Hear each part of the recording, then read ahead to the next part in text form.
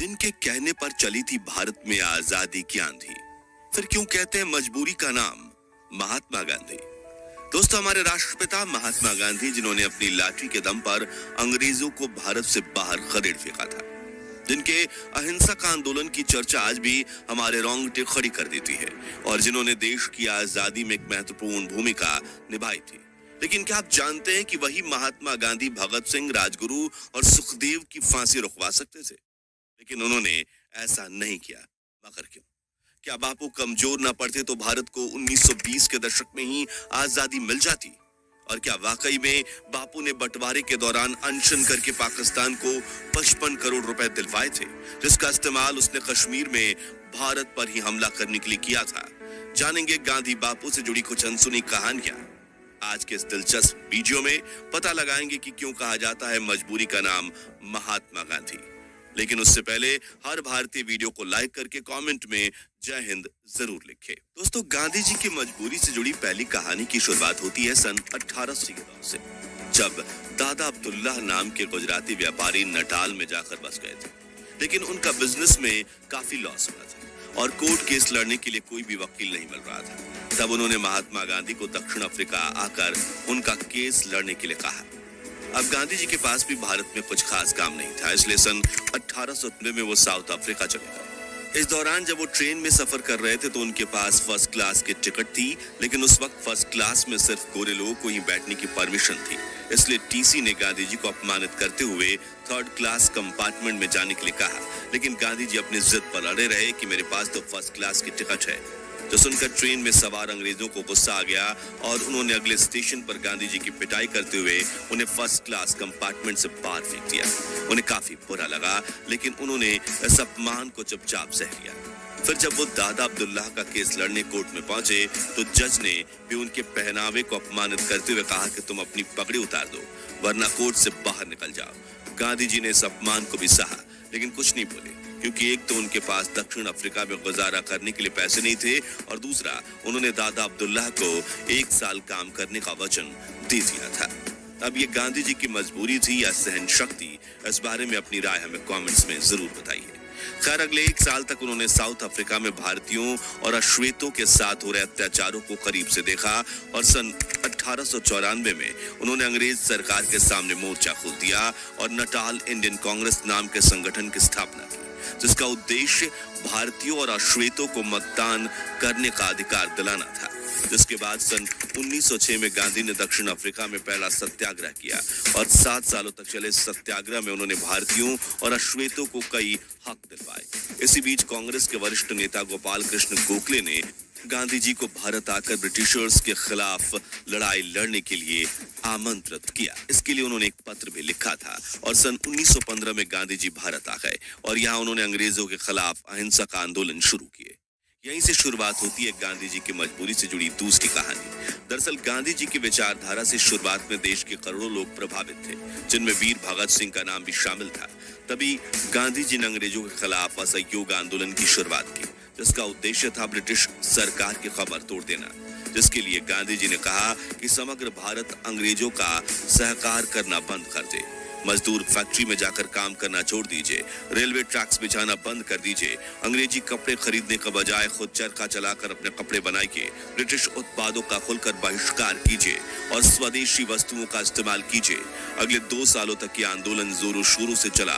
करोड़ों देशवासियों ने इस मूवमेंट में बढ़ चढ़ कर हिस्सा लिया, और ब्रिटिश सरकार पूरी तरह से कंगाल हो चुकी थी, जिससे बौखलाते हुए ब्रिटिशर्स ने अहिंसा से आंदोलन कर रहे भारतीयों के खिलाफ हिंसक कदम उठाना शुरू कर दिए।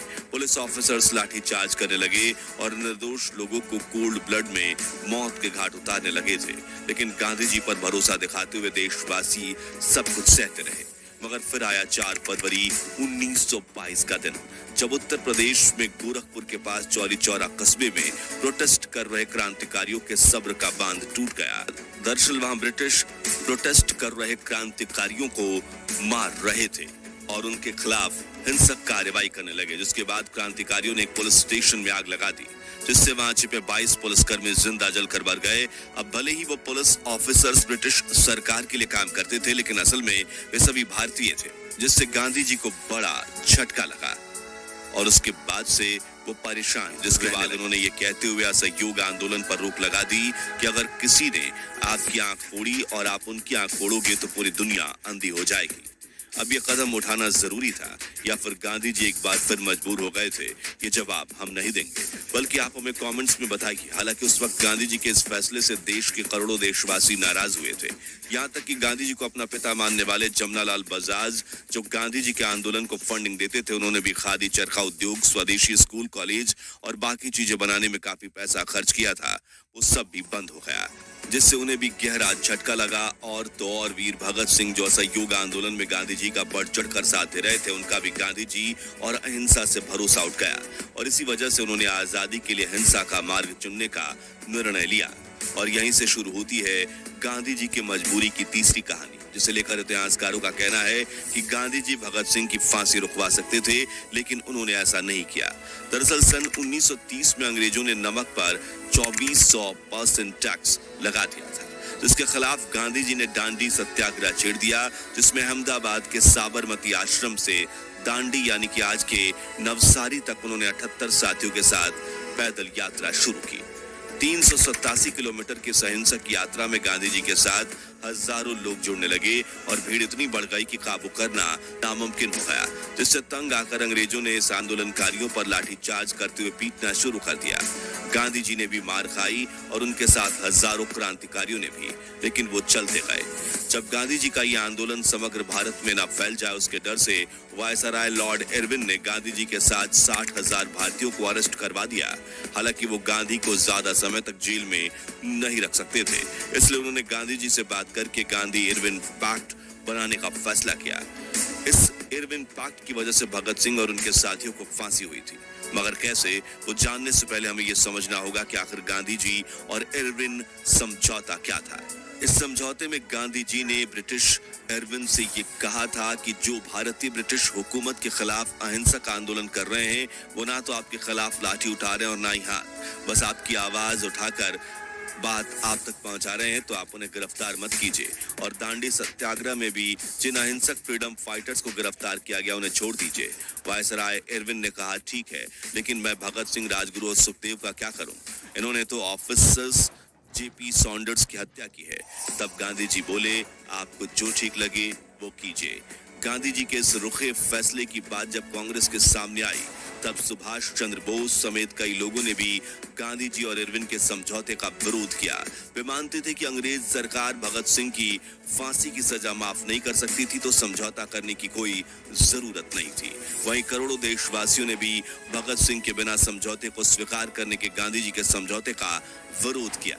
तभी अपना पक्ष रखते हुए गांधी जी ने किताब स्वराज में लिखा, मैं जितने तरीकों से वायसराय को समझा सकता था, मैंने कोशिश की। मेरे पास समझाने की जितनी शक्ति थी, वो मैंने इस्तेमाल की। 23वीं तारीख की सुबह मैंने वायसराय को एक निजी पत्र लिखा, जिसमें मैंने अपनी पूरी आत्मा उड़ेल दी थी।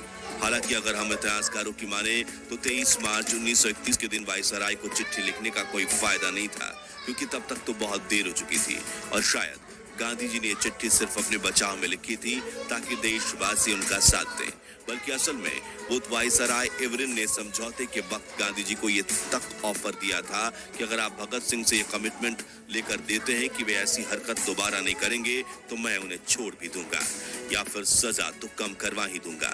लेकिन गांधी जी ने कहा कि मुझे नहीं पता कि वो भविष्य में बदलेंगे या नहीं, इसलिए मैं उनका साथ नहीं दूंगा और उनकी जिम्मेदारी नहीं लूंगा। ऐसे में कहीं ना कहीं भगत सिंह की फांसी के पीछे की वजह गांधी इरविन समझौते को भी माना जाता है। हालांकि ये कहना गलत नहीं होगा कि गांधी जी के कहने पर ही शायद वीर भगत सिंह अंग्रेजों के सामने बिल्कुल नहीं झुकते, क्योंकि उन्होंने खुद अपनी सजा माफी की अर्जी देने से इनकार कर दिया था।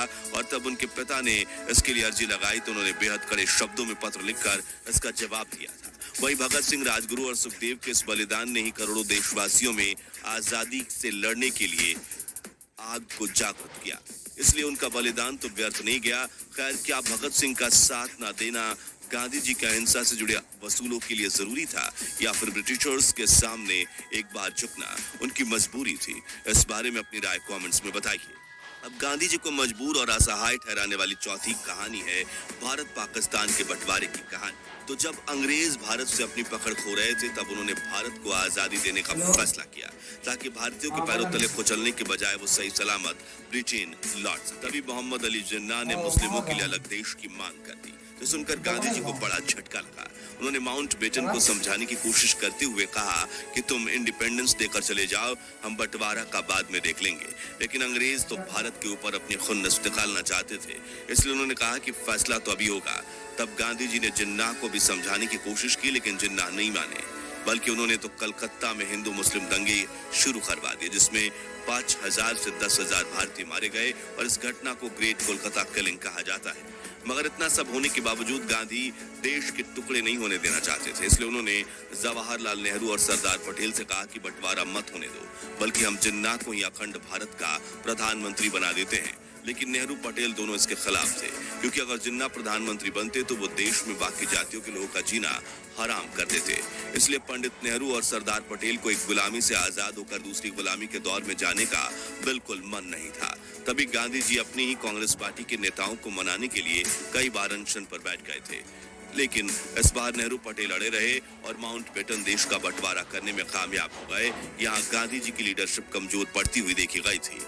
खैर, इस बंटवारे को लेकर ये बात भी कही जाती है कि भारत और पाकिस्तान के बीच सिर्फ जमीन का बंटवारा नहीं हुआ, बल्कि संसाधनों का भी बंटवारा हुआ था।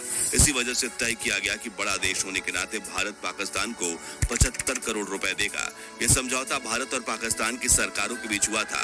भारत ने पाकिस्तान को 20 करोड़ की पहली किस्त भी दे दी थी, लेकिन तभी पाकिस्तान ने कश्मीर पर हमला कर दिया, इसलिए भारत सरकार ने पाकिस्तान को दी जाने वाली दूसरी किस्त को रोक दिया। लेकिन माउंट बेटन भारत पर पाकिस्तान को बाकी पैसा देने के लिए दबाव डाल रहे थे। तभी गांधी जी ने सरकार के सामने पाकिस्तान को 55 करोड़ रुपए देने के लिए अनशन कर दिया। इसी वजह से भारत ने पाकिस्तान को पैसे दिए थे।